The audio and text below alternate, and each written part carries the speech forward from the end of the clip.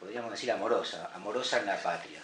Somos, el gallego Fernández nos enseñó a trabajar para construir esa generación de amigos unida en el culto por el amor a la patria, y todos los días tratamos de hacer eso, y lo hacemos en primer lugar, por supuesto, en primer lugar, con la mirada puesta en la patria, en nuestro pueblo, pero sin duda con el ejemplo militante, con el ejemplo de consecuencia, de coherencia, que todos los días nos da el gallego Fernández. Así que te digo que pedirte que me hagas una palabra.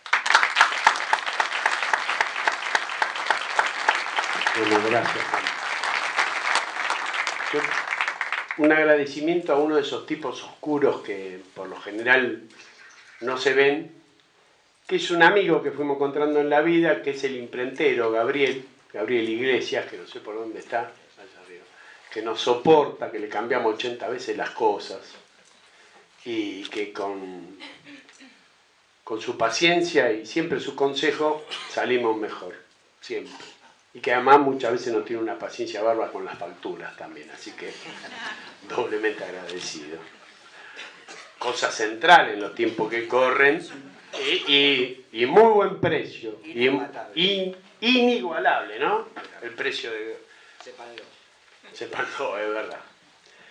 Y además nos aguanta con la factura en los tiempos que corren, no es poca cosa con el gobierno de Mauricio. Digo, algún aviso parroquial, muy táctico. Pero yo me siento orgulloso de que Juan publicara este libro, como me sentí orgulloso cuando lo hizo el Hugo, que no sé si está por acá el Panco, no lo veo, está borrado allá arriba. Porque hace mucho tiempo nosotros veníamos planteando que había que producir. Había que producir, había que escribir, había que poner en vanguardia nuevos compañeros. Porque es cierto, nosotros siempre vamos y buscamos en el Colorado Ramos, en Jaureche, en Hernández Arregui, en los malditos en general. Pero también había que nosotros tener nuestra propia producción, discutir con otros tipos que ya estaban instalados. Digo, Edgardo, un compañerazo, Horacio, muchísimos más. Pero teníamos que hacer ese esfuerzo, porque veíamos que el peronismo estaba perdiendo el sentido, y había que dar esa disputa por el sentido. El peronismo, como en la fábula de Esopo, el amo le dice a su sirviente que vaya al mercado y le traiga el mejor manjar que allí viera. El tipo va, vuelve con la charola, abre el amo y ve lengua. Y le dice, ¿por qué lengua? Porque has elegido lengua. Bueno, porque con lengua se dice amor, se dice patria, se dice amistad, hermandad, paz. Ah, muy bien. Ahora anda al mercado y tráeme lo peor que veas. Va el sirviente y vuelve con lengua. Destapa y ve lengua. Y dice, pero ¿cómo? Te dije lo peor. Es que con lengua se dice odio, con lengua se pronuncia la envidia. El peronismo era eso. El peronismo, como en la fábula de Esopo, parecía que podía ser lo liberador, lo de la década de las realizaciones, el sueño del retorno, los resistentes, o podía ser un apéndice del Partido Republicano y entreguista. Nosotros veíamos que había que disputar el sentido del peronismo. Y ahí Juan se cargó al hombro la tarea de las publicaciones, junto con un grupo de compañeros. Digo, ¿y Marianito? ¿Dónde anda Marianito? Marianito, el Cabral el malo. Porque el bueno es él. A ver, yo no sé si a veces no es el Cabral el malo y vos el bueno, ¿no? Me parece que nos metieron un mito ahí, ¿eh? Que está también por producir una publicación en poco tiempo, pensándola y ahí. Y esa es la tarea. Nosotros, si esta es una guerra de apensamiento, como dice Martí, que lo refleja Juan acá, nosotros también le tenemos que hacer la guerra de apensamiento. Digo, nosotros siempre nos planteamos que había que pensar la patria y ponérsela al hombro, ¿no? Pensar la patria y ponernos la patria al hombro. En ese marco dimos estas batallas, humildemente, pero vendrán más. Yo insto a todos los compañeros a que pensemos la patria, que nos la pongamos al hombro y que entendamos que enfrente hay tipos muy complicados, demasiado complicados. Está lleno de traidores, de mercenarios. No le hago asco a decir la palabra traidor, porque aquel que estuvo con nosotros hace muy poco y hoy piensa distinto, se equivocó, no reflexionó bien o traicionó. Digo, está lleno de tipos que van a ir para atrás, está lleno de tipos que se van a asociar con el régimen, está lleno de muchachos que en un momento decían, o dicen algunos ahora y otros decían, que este era un liberalismo moderno, que no iba a ser ajustador. Algunos solo le critican que es insensible, ¿no? Parece que lo único... ¿Por qué no estamos de acuerdo con esto? Porque es insensible. Pero Cristina es esto, ¿no? Y nosotros tenemos que producir. Tenemos que producir pensamiento, tenemos que escribir libros, tenemos que historiar, hay que hablar de sociología, hay que volver a pensar la antropología. Hay una antropología para liberarnos y hay una antropología dependiente. En todo, en la historia, la academia es la dependencia, la esclavitud. Hay que sacar a la Argentina del marco semicolonial. Para eso necesitamos compañeros que piensen la patria y se la pongan al hombro. Esa es la tarea, porque nosotros sinceramente creemos que la gran tarea inconclusa es la liberación definitiva de la Argentina, la nacional y la social. Esa tarea que quedó inconclusa es la tarea que nos toca a nosotros, más allá de la franja etaria, porque como decía el general Perón, joven es el que no tiene ni el corazón marchito ni la mente intimidada. Se puede ser joven con 80 años y se puede ser un viejo hecho pomada con 20. Así que compañeros, para adelante, porque hay un dato central para nosotros. Cristina nos conduce. Y si confiamos en la conducción y confiamos en los mismos términos que confiamos del 55 al 73, la victoria va a ser nuestra. Muchas gracias.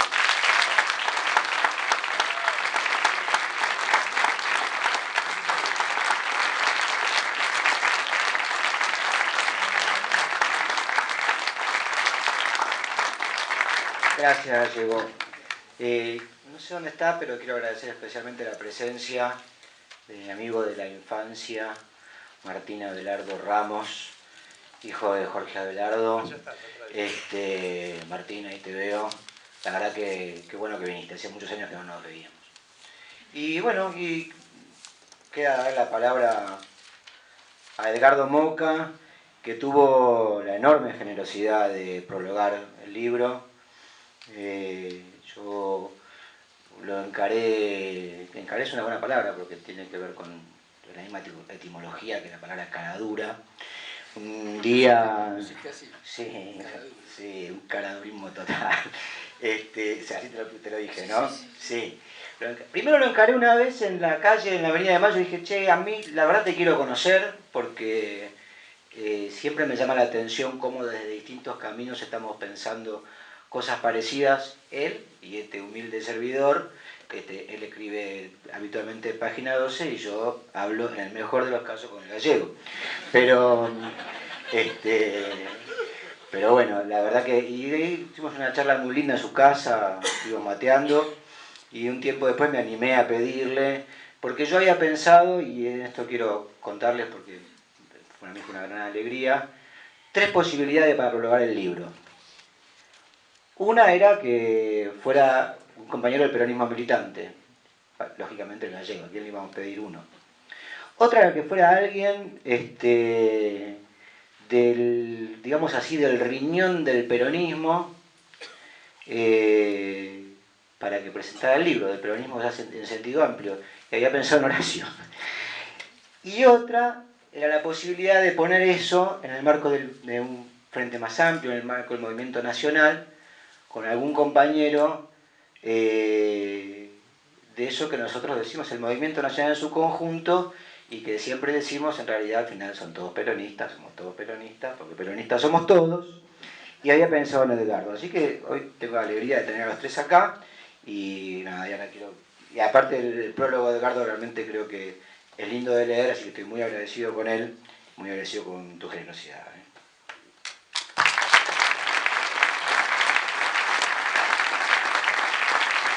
Bueno, Yo quiero decirles que estoy muy feliz de estar acá.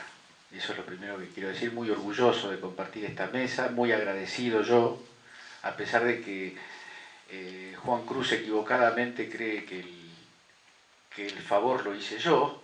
Yo creo que fue un gran favor para mí encontrarme con el libro, pero también y sobre todo encontrarme con Juan Cruz. Algo así como un hermano menor que hizo una historia parecida y al mismo tiempo muy distinta, parecida en la pasión de la política, parecida en el recorrido, en la búsqueda de fundamentos, de consistencias y de argumentos para la actividad, y muy distinta en el camino que tomamos, porque nosotros siempre siempre mencionamos una palabra en la política corriente, que es la coherencia, ¿no? Y a veces se pretende encontrar la coherencia en haber estado siempre en el mismo grupo, en el mismo partido, haber leído siempre los mismos libros o los mismos autores. Y hay coherencias que pasan necesariamente por enormes tensiones, por desengaños, por crisis. Y entonces, lo primero que impacta, no voy a repetir las cosas que ya dije en el prólogo, porque eso es hacer economía de escala, a mí no me gusta. Esta es una reunión de amigos y yo no vengo con ningún discurso prefigurado. Pero me encuentro en la salida, en la toma de posición primera, en la toma de posición biográfica de Juan Cruz, me encuentro con el 30 de marzo del 82, con la huelga del 30 de marzo del 82, y me encuentro con el fenómeno de Malvinas del 2 de abril de 1982. Y rápidamente pienso en mí en aquella época, militante de la Juventud Comunista, entusiasmado por el desembarco en Malvinas, y además, después de correr bastante en el centro de la ciudad, corrido por la policía en la huelga que dirigía el movimiento obrero, que dirigía Ubaldini, y digo, acá hay algo que me está hablando directamente a mí y me está comprometiendo en una mirada sobre mi propia vida, sobre mi propia historia, en lo que tiene de parecido y en lo que tiene de diferente de la vida y de la historia de Juan Cruz. Claro, él entra a la escena de la política, a la escena del conflicto, a la escena del drama, en una determinada instancia que es el 30 de abril y el 30 de marzo y el 2 de abril. Yo entré un 29 de mayo del año 69. Yo no sé si habrá sido el 29 de mayo, el 26 o el 4 de junio, no lo sé, pero estoy seguro de que en mi entrada a la política, las caras que yo tenía, que eran las de Atilio López, las de Agustín Tosco, las de Elpidio Torres, esas no se borran más. Ahí están los comienzos. Cuando uno tiene que pensarse a sí mismo, por lo menos pensarse en el registro de militante político, tiene que ir a los comienzos. Y noté que el comienzo de la historia política de Juan Cruz y los comienzos míos tenían obviamente algún parecido, algún parentesco, pero también unas diferencias muy profundas. Porque quizás si uno recorre el tiempo que va desde marzo del 82, desde mayo del 69 a marzo del 82, se va a encontrar con el comienzo de una enorme ilusión de un sector de la juventud, de una enorme cercanía, una enorme sensación de cercanía con aquello que le daba fundamento a perder el tiempo en reuniones políticas, en pintadas y a veces en comisarías, y no ganarlos como lo hacía, a pesar del mito de que la generación mía se dedicaba a toda la política, todos daban la vida, qué sé yo. Yo me acuerdo que había gente que la pasaba mucho mejor y se hacía mucho menos problema por las cosas, ¿no? Entonces, me quedó una cosa de entrada en el trabajo de Juan Cruz, que es empezar con Malvinas, y yo buscaba dónde va a decir la aventura militar irresponsable, el uso irresponsable de un sentimiento popular, el error que nos llevó a la tragedia histórica.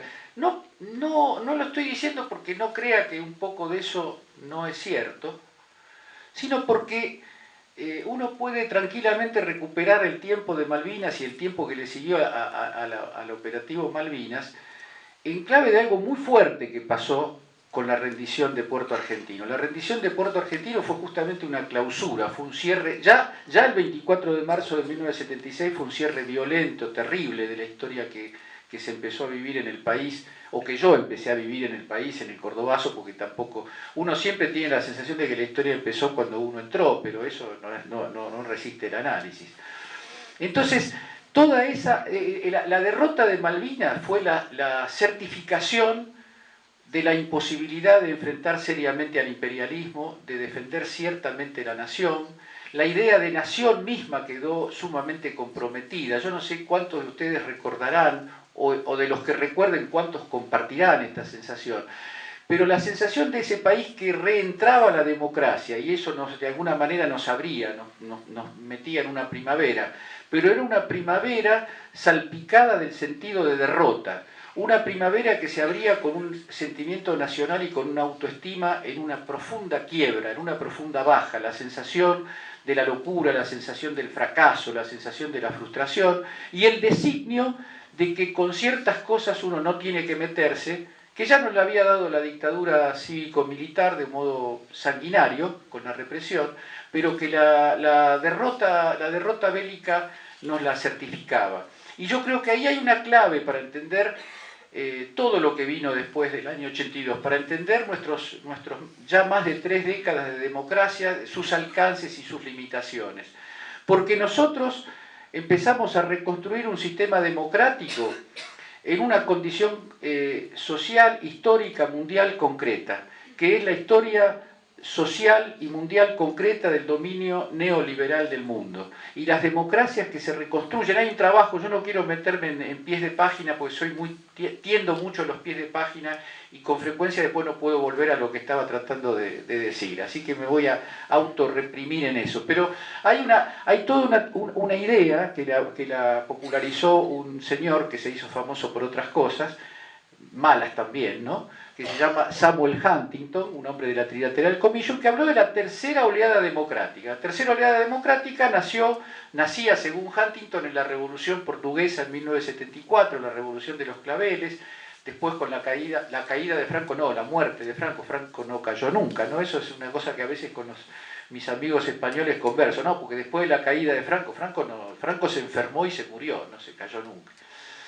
Y que va desde ese origen hasta la caída del muro en 1989, pasando por la democratización del Cono Sur, pasando también, bueno, por Grecia, por Chipre, ¿no? Ahora, cuando uno ve año 74, la Revolución Portuguesa, año 91, la desaparición de la Unión Soviética, está hablando ni más ni menos que de los años del surgimiento de un nuevo paradigma capitalista, el surgimiento de la gran derrota del trabajo a manos del capital a escala global, que fue el neoliberalismo, y cuando llega al término de esa dorada ola de la recuperación de las democracias, se encuentra el neoliberalismo como doctrina hegemónica y casi exclusiva en términos universales. Entonces, esa oleada democrática, fue el ejercicio de una democracia liberal formal que funcionaba bajo un pacto que nadie escribió y que no podía escribirse. El pacto que no se escribió y no podía escribirse era que todo se puede hacer desde un gobierno ganando las elecciones, menos interferir en los negocios del gran capital, interferir en los grandes procesos globales de concentración de la riqueza. Entonces, en eso tiene mucho que ver Malvinas. Por supuesto que Malvinas es un fenómeno esencialmente argentino, pero no creo que sea justo negar el carácter global de ese punto de arranque de la historia que presenta hoy Juan Cruz. Yo creo que el recorrido, yo lo leí con una pregunta implícita. ¿Cómo pudo Juan Cruz ser peronista en esa época, ¿no? Después aliviané la pregunta porque yo vi mi propio recorrido en esa época y no estoy en condiciones de contestar por qué hice lo que hice durante esa época.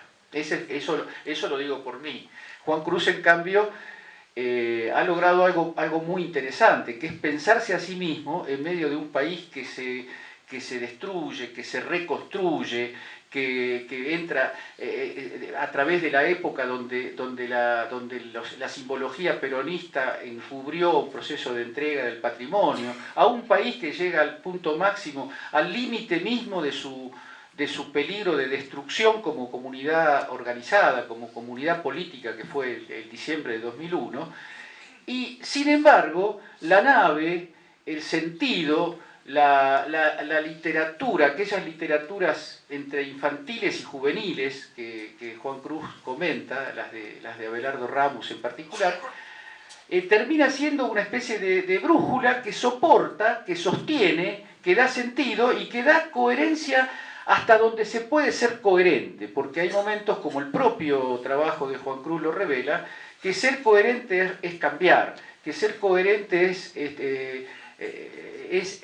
es no pensar la coherencia en términos de papeleta electoral o de estructura jurídica o de etiqueta partidaria, sino de sentido nacional, sentido patriótico, sentido de la vida. Y yo creo que ahí es donde nos hemos reencontrado. Porque esta noche, para mí, y estoy seguro de lo que digo, es también una noche de reencuentro, como hubo otras en estos últimos años, en los 12 años de Néstor y de Cristina, como hubo grandes momentos del pensamiento político, como cuando nos reuníamos a pedido, digamos, convocados por estas historias que armaba Ricardo Forster desde una secretaría que nunca pude recitar el nombre completo porque era muy complicado, pero no importa el nombre. Yo he estado en reuniones donde conversábamos de política mundial, de política latinoamericana y de política argentina con gente del Papa Francisco, con comunistas bolivianos, que no comunistas bolivianos que se hicieron de Evo, sino estalinistas bolivianos, con guerrilleros de Irlanda, con feministas, con ecologistas, con indigenistas. Y entonces yo digo, hay algo nuevo. Cuando uno encuentra, que en el caso mío, leo el libro de Juan Cruz y digo, yo acompaño, comparto todo lo que dice, sin haberlo compartido mientras él lo dice. Porque comparto el único momento que tiene sentido, que es el momento donde uno recupera esa historia y dice, con estos tipos yo estoy, espalda con espalda yo estoy. Después, si yo estuve en otra cosa, quién sabe quién habrá estado en el lugar correcto en aquel momento, y lo más seguro es que ninguno haya estado del todo en el lugar más correcto. Pero esa época de encuentro, esa época de sentir como siento yo, cosa que también me asombra a mí mismo, leo los textos del Papa Francisco y digo, esta es la visión del mundo que yo quiero, que yo tengo. Leo el libro de Juan Cruz y digo, acá me quedo a vivir. Acá me quedo a vivir con estos y con muchos de los que yo creía que iba a vivir toda mi vida no quiero seguir viviendo. Y me parece que a Juan Cruz le pasa lo mismo, porque a través de las páginas uno se va dando cuenta que el esfuerzo de sostener un sentido, de sostener una línea, y al mismo tiempo ir sacándose de encima el lastre, sacarse el lastre que tienen los que portan etiquetas, los que dicen ahora, no, yo creía que Cristina no iba a ser candidata, todo esto fue un malentendido. O como decía recién el gallego, qué insensible, si no fueran tan insensibles uno no se enojaría tanto, ¿no? No son los grandes, no son los personeros del gran capital y de la oligarquía, son personas insensibles. Eso dicho desde el peronismo. ¿Cómo haría el autor de esa frase para escribir un libro y dar cuenta de su biografía y de su coherencia? Ese me parece que es el problema. Y quiero ir cerrando, porque tampoco quiero hacer una cosa... la verdad que tengo un estado de ánimo que podría estar unas cuantas horas hablando, pero yo sé que eso no es conveniente. Y yo creo que el gran acto, el gran gesto político de estos días, el que nos reconstruye a todos, es la unidad ciudadana en la provincia de Buenos Aires. Es una creación, escribir un libro es una creación, dar una charla, hacer una huelga, pelearse con la policía, son acciones políticas. Pero también hay actos de creación en la política misma, como el que acaba de perpetrar, diría yo, Cristina Fernández de Kirchner. Que es decir, así que si yo no voy a internas con este chabón, me van a sacar el sello del Partido Justicialista. Bueno, tomen el sello, es de ustedes, compitan con el compañero Mario Ishi. Pero el problema, quiero decir que el operativo es de una trascendencia muy grande, porque no es solamente un problema táctico, si internas, no internas, si PJ o no PJ. Es una mirada sobre el presente y sobre el futuro nacional y permítaseme atreverme a decir también mundial. Porque está ocurriendo en el mundo una crisis de lo que podríamos llamar el modo ideal de gobierno del neoliberalismo. El modo ideal es una derecha que gobierne como derecha y una centroizquierda que gobierne también como la derecha. Lo digo así para simplificar un poquito. Eso en Europa funcionó desde los 80, funciona maravillosamente, en España, Francia, Alemania, Italia, en todo. Ahora, uno toma, no digo un proceso muy largo en el tiempo, los últimos 2 años ya empieza a funcionar mal en España, empieza a funcionar mal en Grecia, empieza a funcionar mal en Francia. En Francia desaparecen los 2 grandes partidos de la Francia postgolista. Desaparecieron, no están mal. Ni la socialdemocracia ni los republicanos ya van a ser los que distribuyan los recursos políticos en Francia. En Gran Bretaña, Jeremy Corbyn es un viejito que ya no tiene nada que hacer y sigue repitiendo la monserga del populismo de los 40 y de golpe un poco más Jeremy Corbyn. Y todavía no se sabe si no va a haber nuevos procesos críticos. No quiero detenerme en cada caso. Para mí los italianos siempre fueron una gran referencia de la izquierda, de la cosa del movimiento obrero. Hoy esa izquierda, ese movimiento obrero italiano, transvestido, neoliberal, modernista y europeísta, pierde todas las principales ciudades a manos de una cosa que todavía no se sabe, no, a pesar de que ya existe hace 10 años, todo el tiempo nos preguntamos qué es esto, porque es un grupo que hace chistes sobre los políticos, que se mofa de la clase política, pero que de golpe en esa ofensiva contra la clase política se da cuenta que detrás de la clase política hay las grandes corporaciones, los grupos financieros mundiales, y le están empezando a hacer fuertes agujeros a esa democracia consolidada. Quiero hacerla breve. Quiero decir que a pesar de lo que nos gusta a los argentinos decir que somos excepcionales, y mucho más entre los argentinos a los peronistas, sin embargo, hay cosas que están ocurriendo en el mundo, y particularmente en Europa, que comprometen el futuro de la Argentina y que comprometen el futuro del peronismo. Seguir sosteniendo una bandera y una simbología y al mismo tiempo comprometiéndose con la construcción de un peronismo laico, contradictorio en sus términos. Después de escuchar y leer los discursos de Evita, me parece que la idea de un peronismo ordenado, de un peronismo moderado, de un peronismo adesentado, tendría que dar vergüenza a cualquiera que la formule. Entonces, Cristina se adelantó a una crisis que ella prevé. Ella prevé que según cómo vayan los acontecimientos, según cómo nos vaya a nosotros, a los que seguimos a Cristina, según cómo vayan los acontecimientos, en Argentina podemos encontrarnos con una grave crisis terminal del sistema de partidos políticos y del sistema de identidades políticas. Y si alguien realmente quiere, como ahora se puso otra vez de moda, sería lindo hacer un análisis a la distancia de qué significó la renovación peronista. Hoy lo hablábamos un poquito rápido, lo tenemos agendado para seguir hablándolo con Juan Cruz. ¿Qué significó finalmente la renovación peronista de los 80? Porque mal o bien, la renovación peronista de los 80 terminó en Menem.